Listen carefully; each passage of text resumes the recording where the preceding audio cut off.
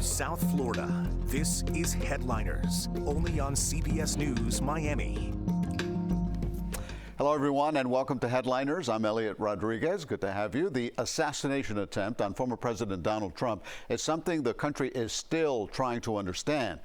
But it's not the first time we've gone through something like this as a nation. The GOP presidential nominee was rallying support just days before the shooting in Pennsylvania. As CBS News Miami's Hank Tester reports, 2 other presidents faced assassination attempts right here in our own backyard.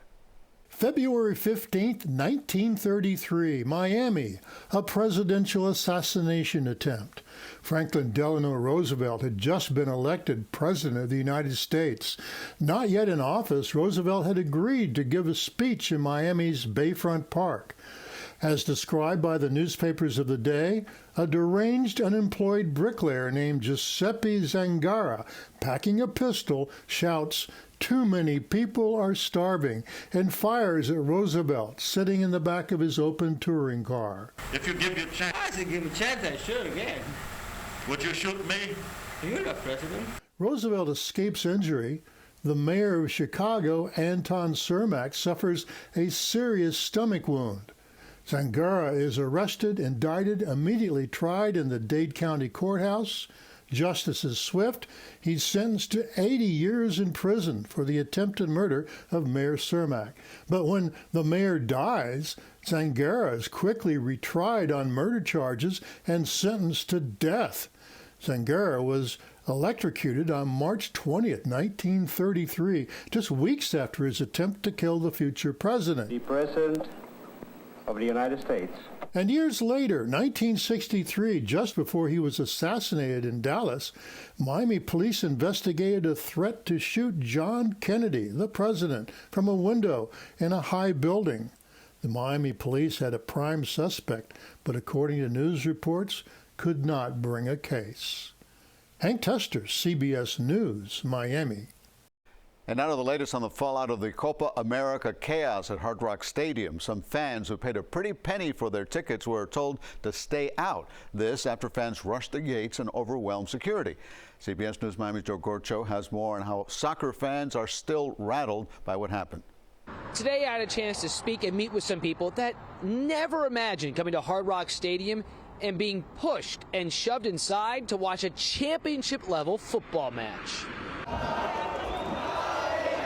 A sea of blue and yellow crowds Hard Rock Stadium's gates. There was nowhere to breathe. It was 1,000 degrees outside, so you're uncomfortable, you're in a crowd, people are heated. Patrick Lynch paid to witness an epic showdown. Like thousands of other fans, he found chaos instead. Could you move? Were you just standing there? No, I mean, it was scary. He shows us where he says he was trapped in the crowd with his girlfriend for hours, trying to get through the gates. Did you even know if you were going to be able to get in safely? We didn't know if we were going to get in, period. We saw guys climbing the vine to try to get into the stadium. Cheyenne Foster shows us this video she shot of just that after she drove all the way from Georgia to watch Argentina and Colombia. There were people climbing the stairway at the side of the building. Describing and recording the Copa chaos, as did our crews covering the match. It reached the point where Foster says the gates just opened up at around 8 at night, providing us with her view while walking in. People very aggressively shoving from the back and people kind of running from the front. Hard Rock Stadium officials issued a statement Sunday night saying in part they decided to open stadium gates for a short period to prevent serious injury. They then closed the gates and did not reopen them. Even inside, Foster says her seats were for the lower level. She ended up near the top because she says someone was sitting in her purchased seat. So stressed out about the experience. Lynch, on the other hand, made it to his seat with his girlfriend, cheering on the winning side. I hate to say it, but it really did make it all worth it. Now, others were not as fortunate to get inside. Lynch tells me one of their friends flew all the way in from Argentina to watch this match and was denied entry. Another wrote to us telling us that he spent over $10,000 for a pair of tickets and for parking, and he was not allowed inside the stadium. Reporting from Miami Gardens, Joe Gorcho, CBS News Miami.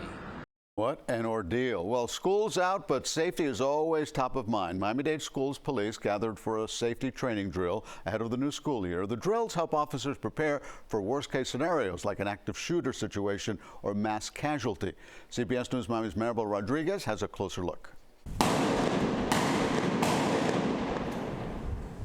The sound of shots fired at Miami Central Senior High School sound real.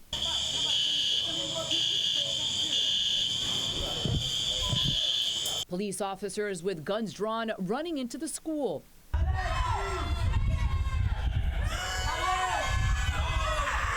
Students screaming with gunshot wounds.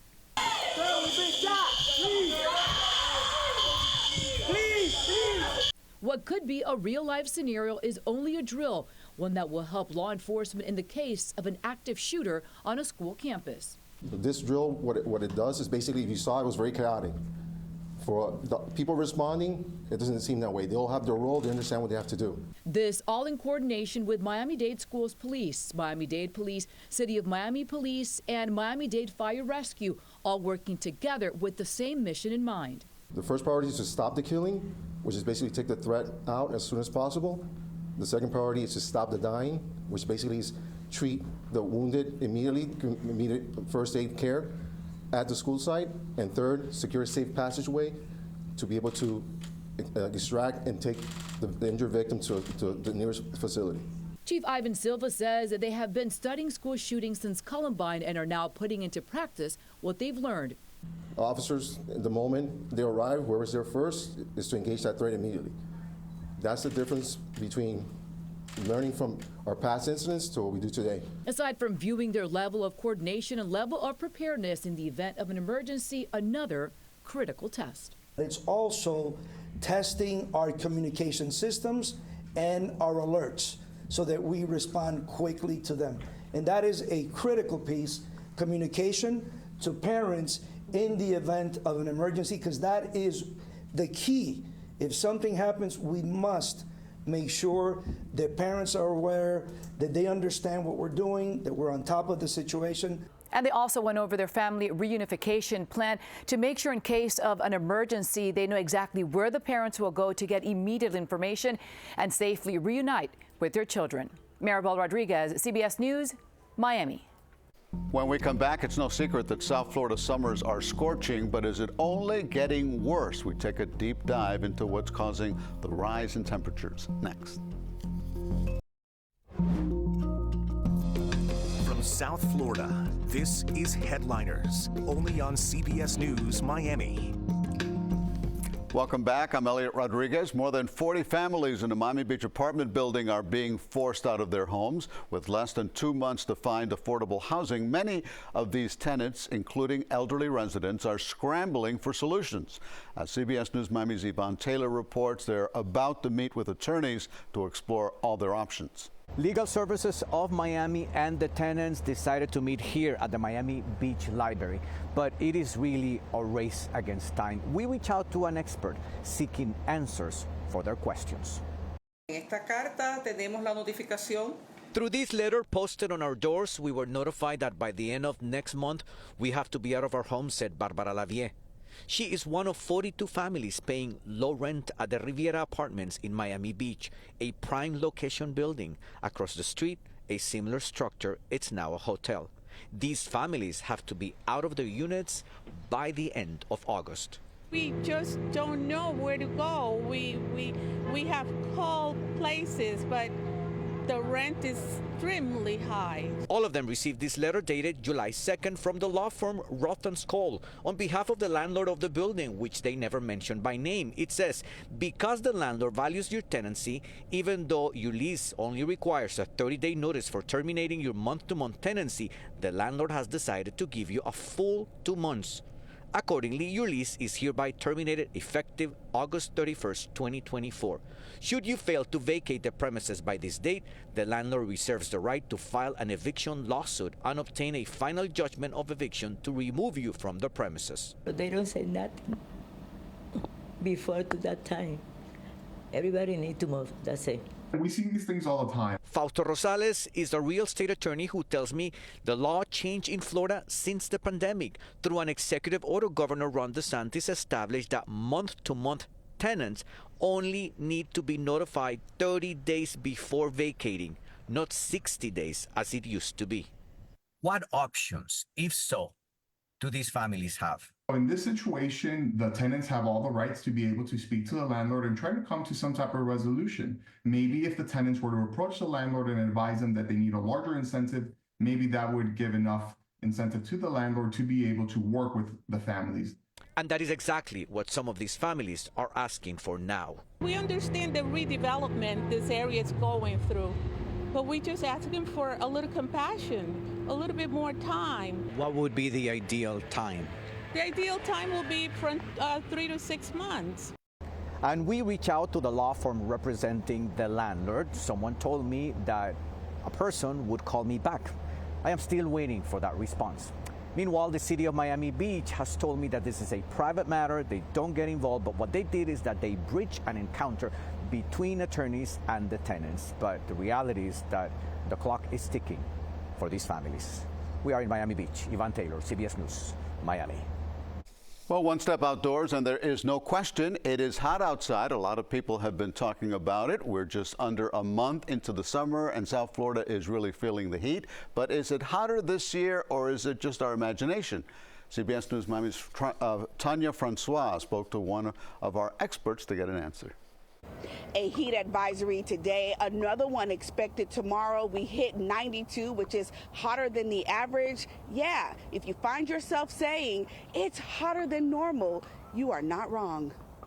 For Jenna and Aaliyah Benjamin, this is the time of year they look forward to the most.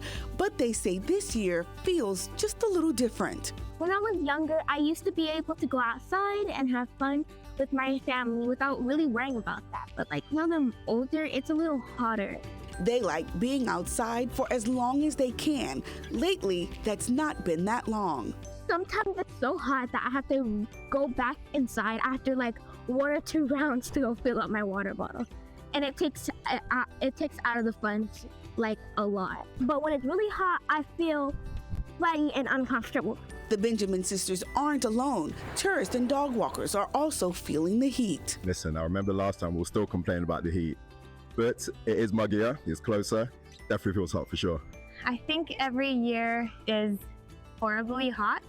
This year, it feels more humid. What they are feeling is some of Miami's record-breaking heat.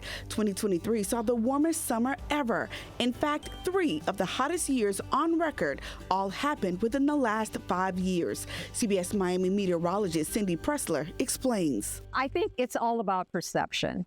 Over the years, if you take a look at the statistics here for South Florida, it has been getting hotter, yes. And that has to bring in climate change. South Florida is close to the equator. We get 13 hours of straight sun. And Cindy says it's not just the days we have to be careful of. Temperatures here in Miami are only dropping into the low to mid 80s for overnight lows, so body doesn't get to recuperate. You don't get that break. And for those folks who have to work outside every single day, that's tough. It becomes cumulative, and it's really tough on the body.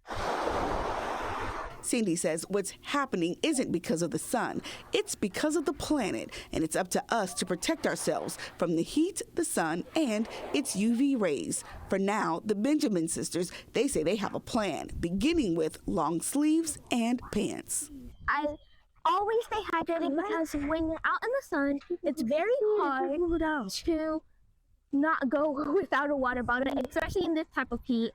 Just like these pickleball players, we are going to be outside no matter what. So knowing your body and not ignoring warning signs will be some of what will get us through some of these hottest days ever.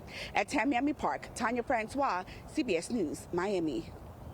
When we come back, see how a child's dream to make a big screen production finally came true. You won't want to miss it. From South Florida, this is Headliners, only on CBS News Miami. Welcome back to our program, and thanks for watching. I'm Elliot Rodriguez. They are young and mighty and already changing the game of hockey. CBS News Miami's Trish Christakis takes us to the Panthers Iceplex in Fort Lauderdale, where these young girls are proving that hockey is for everyone. Are girls allowed to play in the NHL?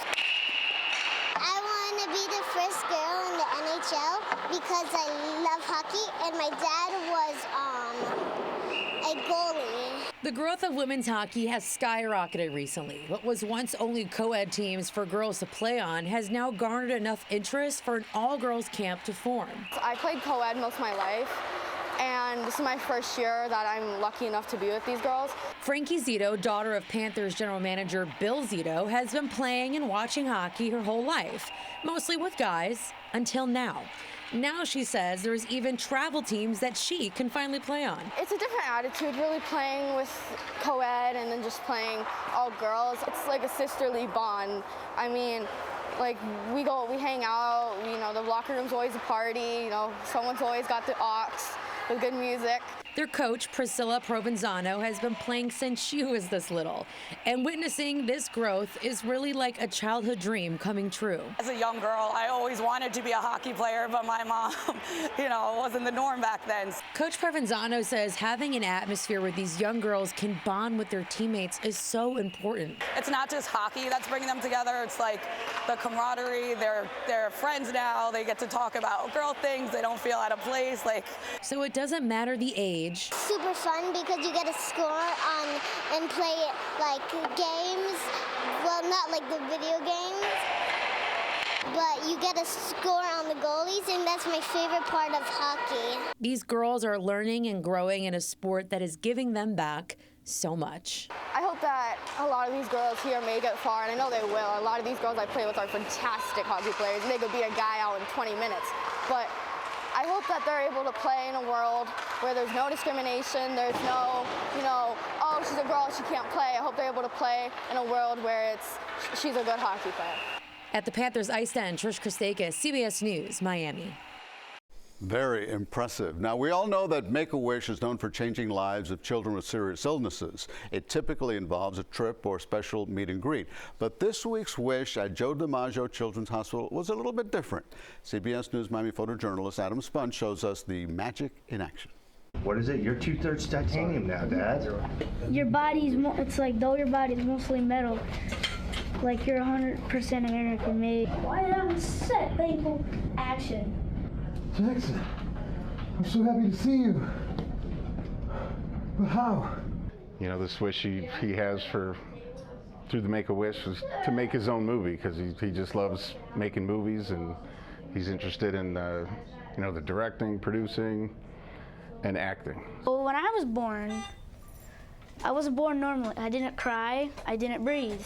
That's because I got cystic fibrosis. That meant that I had to get all these enzymes, and you know, at that time, I would die at 35. So because of that, the Make-A-Wish Foundation granted him his wish. Not all robots are evil.